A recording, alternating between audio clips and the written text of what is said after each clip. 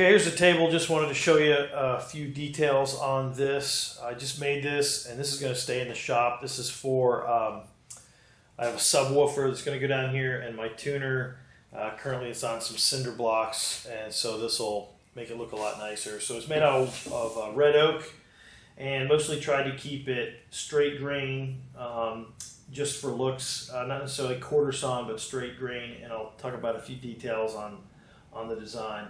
So for the legs, to keep it most of the straight grain on the edges, I laminated 3 pieces of wood.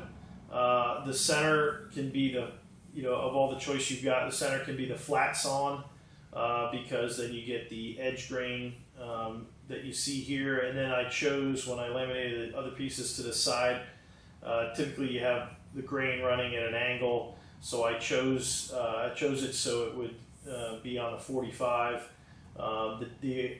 The choice is that on the other side is not as straight grain. You can see this one over here is a little bit more face grain, because this side got the straight grain. So it's just a choice, but it keeps it from being very much different as you go around the leg.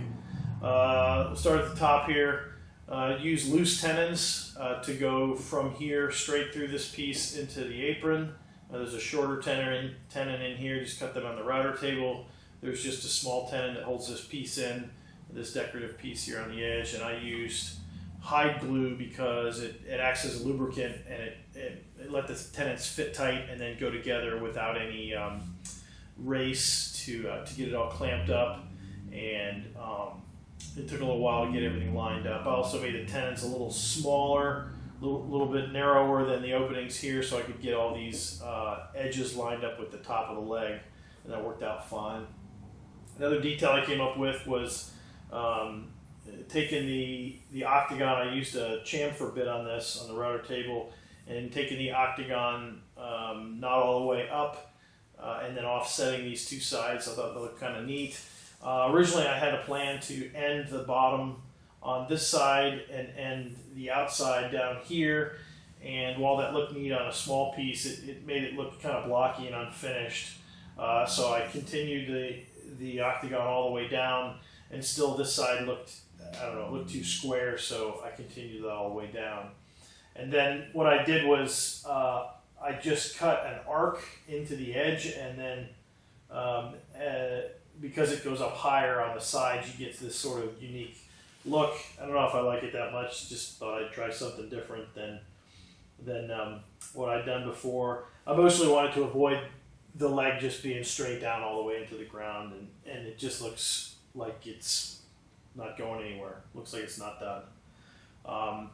The rest is pretty simple. Just some straight aprons in here for support. I used dominoes in here to connect them, and just yellow glue because I glued the front and the back with the hide glue, and then the front and back together went together very easily, and the top is just held on with figure 8s.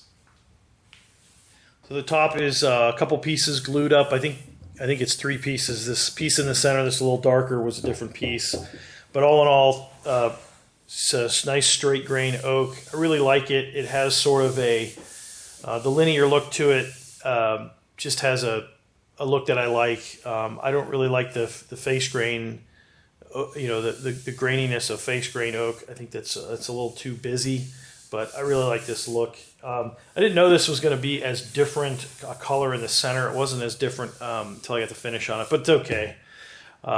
And I came up with this saying, simply wood and labor, because if you've ever tried to sell any of your pieces, you realize that people tend to look at it as, well, it's just some wood and some time to go together. And of course, it's a lot more than that. So I thought that was kind of funny, and it'll give me something to look at. And I don't know if you can tell from the picture, but it's off center a little bit because when I marked it, I cut this with my Shaper Origin. It's really easy. And when I marked it, of course, half of 42 is 23, and so it's a little bit shifted to the right. So you make mistakes. Oh well.